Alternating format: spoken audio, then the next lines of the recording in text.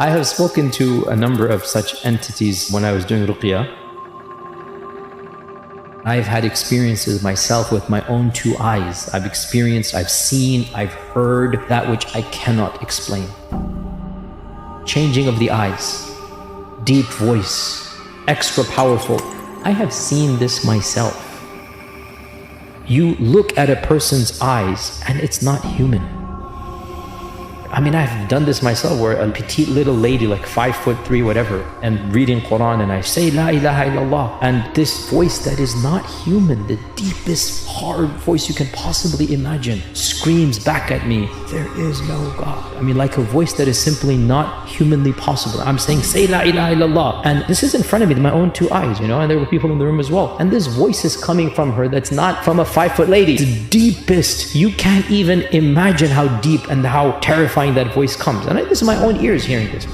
I have done ruqya on entities that were physically so strong, they physically threw 10 people off of them.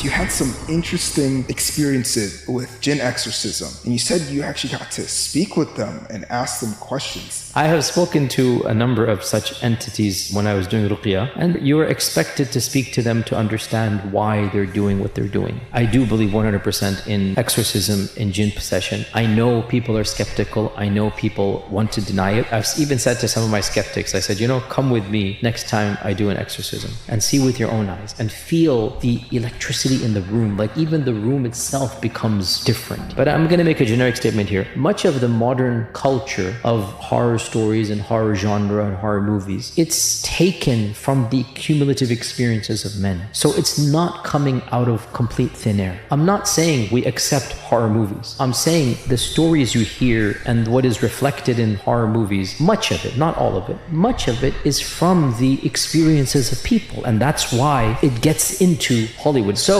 changing of the eyes, deep voice, extra powerful. I have seen this myself multiple times. You look at a person's eyes and it's not human. It's completely different. And the voice goes decibels. I mean, I've done this myself where a lady, petite little lady, like 5'3", whatever, right? And I'm reading Quran and I say, La ilaha illallah. And this voice that is not human, the deepest, hard voice you can possibly imagine, screams back at me. I don't want to imitate that. There is no God. I mean, like a voice that is simply not humanly possible. I'm saying, say La ilaha illallah. And this is in front of me, my own two eyes, and there were people in the room as well. And this voice is coming from her that's not from a 5-foot lady, you know what I'm saying? It's like the deepest, you can't even imagine how deep and how terrifying that voice comes. And this is my own ears hearing this, Now, obviously, you talk to any skeptic, what's he going to say? Oh, either this is your imagination, or yeah, this is a psychiatric problem, whatever. They have their theories. Oh, come to the room with me and see these things firsthand, time and time and time again. And then you will realize there is a world beyond our world, and there are entities beyond our entities.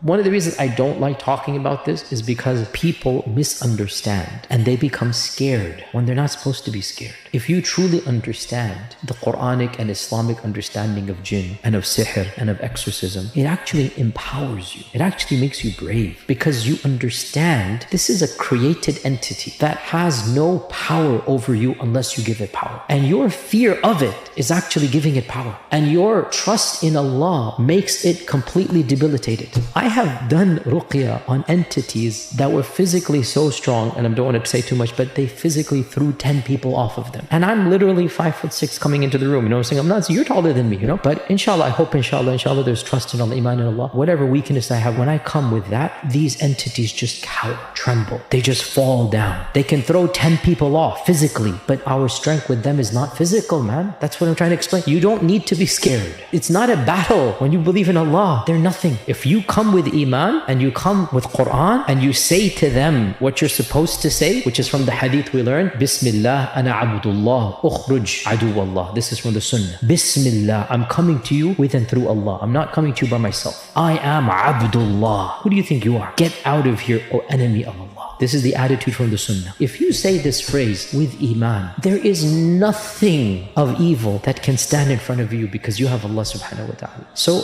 the reason why I don't like talking about these stories is because all too often our youth, our next generation is more interested in the fear factor rather than the Iman factor. And every time I mention it, therefore I bring in the Iman factor. It's like, guys, don't be scared of these entities because Allah has given you power over them if you put your tawakkul in Allah. And if you are scared of them, you're actually giving them power over you.